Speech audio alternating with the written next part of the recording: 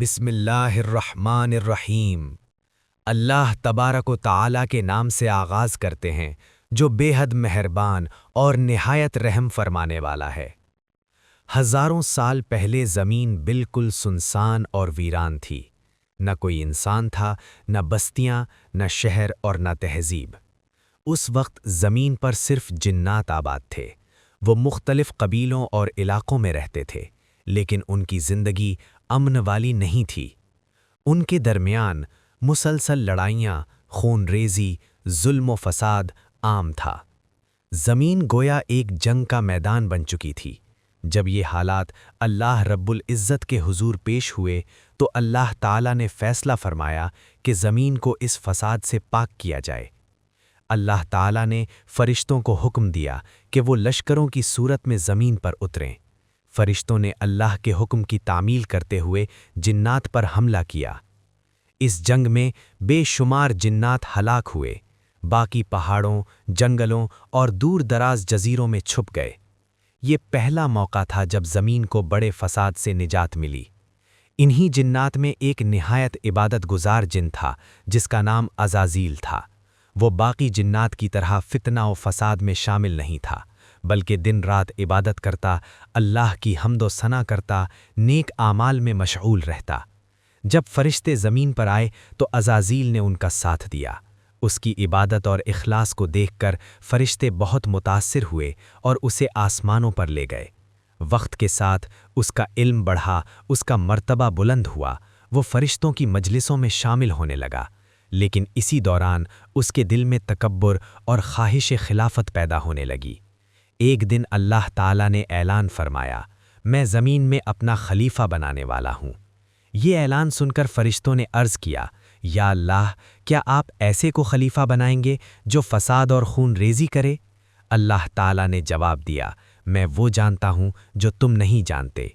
یہ دراصل انسان کی آنے والی عظمت اور ذمہ داری کا اعلان تھا۔ اللہ تعالیٰ نے مختلف علاقوں کی مٹی جمع کروائی، پہاڑوں کی مٹی، میدانوں کی مٹی، نرم اور سخت زمین کی مٹی، مختلف رنگوں کی مٹی۔ ان سب سے حضرت آدم علیہ السلام کا جسم تیار کیا گیا۔ پھر اللہ تعالیٰ نے ان میں روح پھونکی اور یوں انسانیت کا آغاز ہوا۔ اللہ تعالیٰ نے حضرت آدم علیہ السلام کو خاص علم عطا کیا، چیزوں کے نام، پہچان، حکمت۔ جب فرشتوں سے سوال کیے گئے تو وہ جواب نہ دے سکے، جبکہ حضرت آدم نے درست جواب دیے۔ تب فرشتوں نے کہا، یا اللہ، ہم صرف اتنا ہی جانتے ہیں جتنا آپ نے ہمیں سکھایا ہے۔ یہ انسان کی علمی برتری کا پہلا ثبوت تھا۔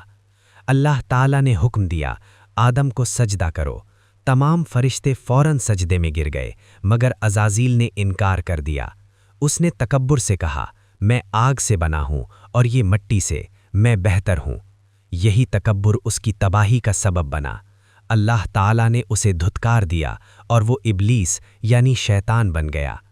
ابلیس نے قیامت تک مہلت مانگی تاکہ انسانوں کو گمراہ کر سکے۔ اس نے کہا، میں سامنے سے آؤں گا، پیچھے سے آؤں گا، دائیں اور بائیں سے آؤں گا۔ اللہ تعالیٰ نے فرمایا، جو تیرے پیچھے چلے گا جہنم اس کا انجام ہوگی۔ حضرت آدم اور حضرت حوا جنت میں رہنے لگے۔ ہر نعمت میسر تھی، صرف ایک درخت کے قریب جانے سے منع کیا گیا۔ شیطان نے وسوسے ڈالے، ہمیشہ کی زندگی کا جھانسا، فرشتہ بننے کا فریب، بالآخر دونوں بہک گئے اور پھل کھا لیا۔ فوراً ندامت ہوئی۔ اللہ تعالیٰ نے دعا سکھائی، ربنا ظلمنا انفسنا۔ توبہ قبول ہوئی، لیکن زمین پر بھیج دیا گیا۔ یہی انسان کی آزمائش کی اصل شروعات تھی۔ زمین پر کھیتی باڑی سیکھی، روٹی پکانا سیکھا، لباس بنانا سیکھا، محنت کی اہمیت جانی۔ یہ انسانی تہذیب کی بنیاد تھی۔ شیطان نے حسد پیدا کیا، قابیل نے اپنے بھائی حابیل کو قتل کر دیا۔ یہ پہلا انسانی قتل تھا۔ نیک لوگوں کے مجسمے بنائے گئے تاکہ یاد تازہ رہے، مگر آنے والی نسلوں نے انہی کو معبود بنا لیا۔ یوں بت پرستی اور شرک شروع ہوا۔ احادیث کے مطابق شیطان کا تخت پانی پر ہے، اس کے لشکر مختلف گناہوں پر معمور ہیں۔ وہ خاص طور پر گھروں میں فساد ڈالنے پر خوش ہوتا ہے۔ قربانی کے وقت شیطان نے بہکانے کی کوشش کی مگر ناکام رہا۔ اسی واقعے کی یاد میں جمرات پر کنکریاں ماری جاتی ہیں۔ قیامت کے دن شیطان کہے گا میں نے صرف دعوت دی، فیصلہ تمہارا اپنا تھا۔ یہ انسان کی ذمہ داری کو واضح کرتا ہے۔ شیطان مجبور نہیں کرتا، صرف بہکاتا ہے۔ اصل طاقت انسان کے اختیار میں ہے۔ نجات کا راستہ علم، توبہ، عبادت اور اللہ کی اطاعت ہے۔ تکبر تباہی کی جڑ ہے، جبکہ عاجزی کامیابی کی کنجی۔